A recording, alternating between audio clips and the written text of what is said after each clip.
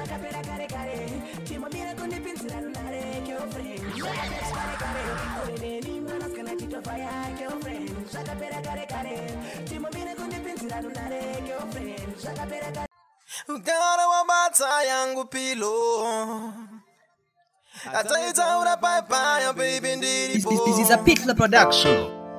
Capricorn again. Kure kure.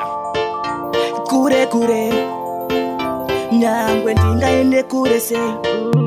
Andi kukangane. Ndiwe beta so. Yandinoisa pachironda changu yopa yandiporesa. Baby, uripiriti. Rinondira papa marwadzo. Baby, ndive nakukanganwa Crazy Ghetto. Kana ukandisuwa gara wabata yangu pilo. Wakugaya mapilo toku ataitaura paya paya baby ndiripo. Ukandisuwa gara wabata yangu pilo. Wakugaya mapilo toku ataitaura paya paya baby ndiripo. Nichiti baby wangu ndiwe wega. Uwandakada ndipenda kureka. Nichiti baby uri so beautiful. Unondida kutofura chikafu. Baby wangu hundibate rafu. Unondibata bo itabo. Ndorangarira ndina pito. Tichi uya kumba kwenyu tichiridza muridzo. Kana ukandisuwa gara wabata yangu pilo. Wakugaya mapilo toku ataitaura paya paya baby ndiripo. Ukandisuwa gara wabata yangu pilo. Wakugaya mapilo toku ataitaura paya paya baby ndiripo. Paya paya ndichiti uneni au mokanga waya. Ndichigara ndichikutaurira tunyaya tungano usapuze sungano.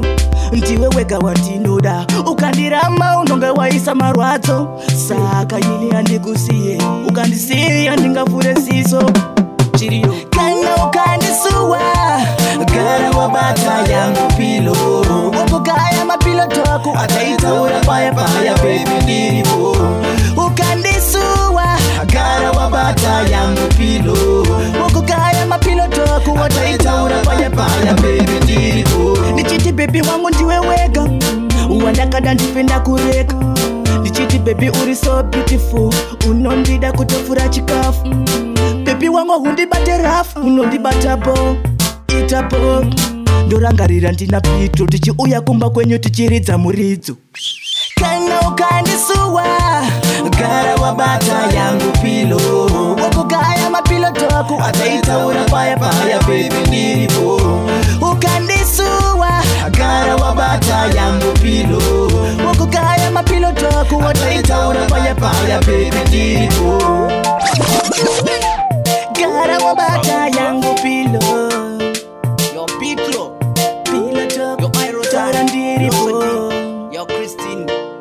Gara wabata yangu pilo. Tara papa yangu ndiripo.